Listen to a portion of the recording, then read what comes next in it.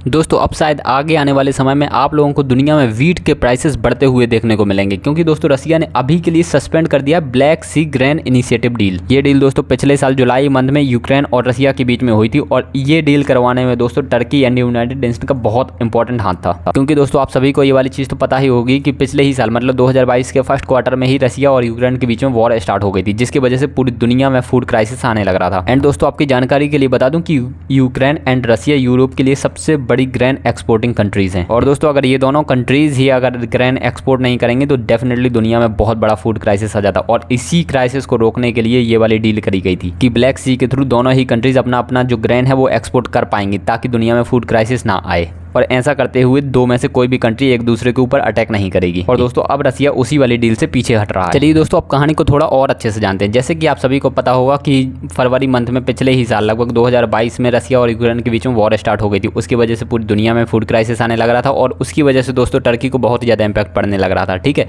और दोस्तों United nation के पास में भी फूड की कमी पड़ने लगती है, क्योंकि आप लोगों को पता होगा कि यूनाइटेड नेशन के पास भी फूड किन्हीं कंट्रीज से ही आता है। और जब यूनाइटेड नेशन के पास में फूड आता है तो उन वाले फूड को वो गरीब कंट्रीज में भेज पाती हैं, मतलब फूड के प्रोग्राम्स चला पाती हैं प्रॉपर तरीके से। और दोस्तों उस समय इन दोनों कंट्रीज़ के बीच में ही वॉर चलने लग रही थी, और ये दोनों कंट्रीज़ ही यूरोप की सबसे बड़ी grain and corn exporting countries हैं।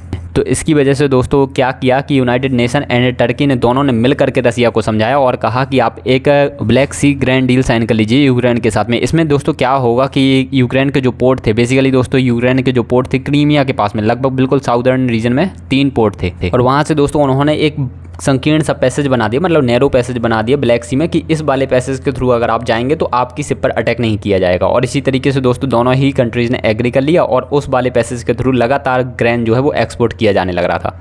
और दोस्तों बेसिकली ये आप लोगों को जानकारी के लिए बता दूं कि ये 60 दिनों की ही डील थी, और उसके बाद लगातार से इस डील को एक्सटेंड किया जाने लग रहा था। दोनों ही कंट्रीज इस वाली डील पर साइन करते। बट दोस्तों अब फाइनली रसिया इस वाली डील से पीछे हट रहा है, और अब वो कह रहा है बेसिकली दोस्तों डील से पीछे क्या हट रहा है, अब वो एक्सटेंड नहीं करना चाह रहा। और उसने रीजन क्या बताया डील के अकॉर्डिंग दोस्तों ये था कि यूक्रेन जो है वो अपना वीट एक्सपोर्ट कर पाएगा और रसिया भी अपने प्रोडक्ट एक्सपोर्ट कर पाएगा। बट दोस्तों रसिया को फायदा ये यहाँ पर नहीं हो रहा है, क्योंकि रसिया अपने अगर प्रोडक्ट्स को एक्सपोर्ट करेगा तो रसिया को बेसिकली जो पैसा मिलेगा वो तो डॉलर्स में ही मिलेगा, और रसिया को तो स्विफ्ट सिस्टम से ऑलरेडी बाहर रखा गया है। तो रसिया को बेसिकली इस डील का ज़्यादा अच्छे से प्रॉफिट हो ही नहीं पा रहा था। एंड रसिया तो ये भी कह रहा है कि यूक्रेन अपना वीट ज़्यादातर जो गरीब कंट्रीज को भेजने वाला था वो गरीब कंट्री को भेजने के बजाय यूरोप को ही भेज रहा है।